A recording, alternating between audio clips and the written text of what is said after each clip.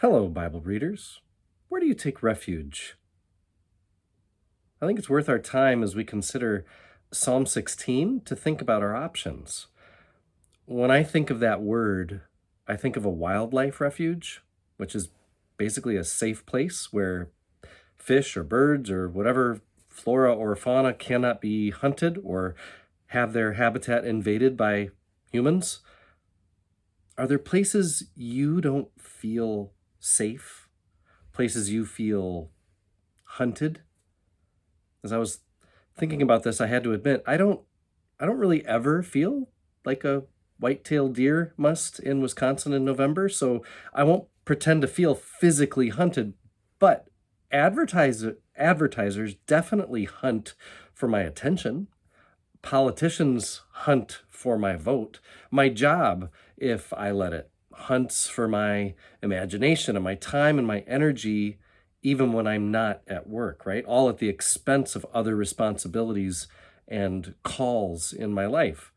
So, what is my refuge from these forces? I'd probably say a getaway with my wife, a round of golf, losing myself in a good book or a movie.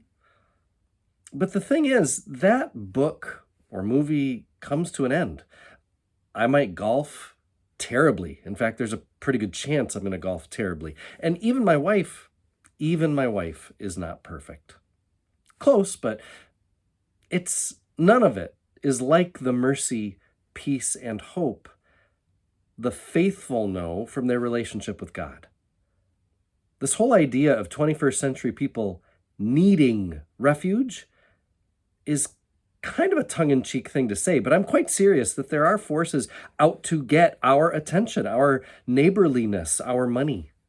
There are forces that want us to hate our neighbor, waste all our time scrolling so that we see more ads, so that we spend more money. The perfect refuge is in the presence of God, who creates and sustains life rather than take life. This is why I don't like when upon a death someone will say something like, God needed another angel, or God took my loved one too soon. God doesn't take life. God makes life.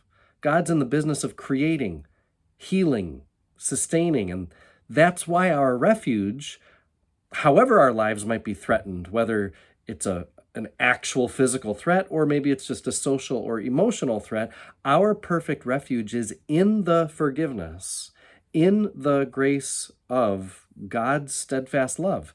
So the first few verses of Psalm 16, my Brigham and Bellinger commentary quotes one scholar, Peter Craigie, as interpreting it this way: that the psalmist is a person of faith who is pointing out the difference between himself and people who say they worship God, but then also worship other gods. Like verse 4 is where this commentator points. Those who choose another god multiply their sorrows. Their drink offerings of blood I will not pour out or take their names upon my lips, which infers that these other people do put the names of these other gods on their lips. The psalmist says, the Lord is my chosen portion and my cup. You hold my lot. It's kind of like saying, I put all my eggs in the basket of the one true God, because in God is real refuge, my refuge. Those who choose another God multiply their sorrows. In other words, they make it worse, because no other God is life-giving. Only one God creates and chooses to use their power to sustain and heal and give, as Christians would say, all the way to the cross.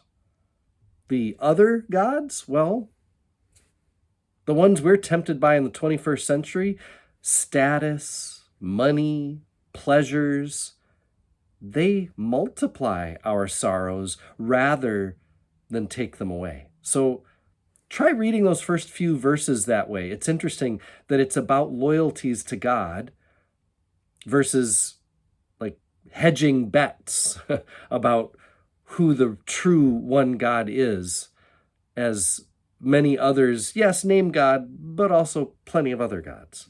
The rest of the psalm is about the psalmist's experience of God providing and including the psalmist in worship. It's all about trust in a God who delivers. It ends with an emphasis on the presence of God. In your presence there is fullness of joy. That is the refuge we seek.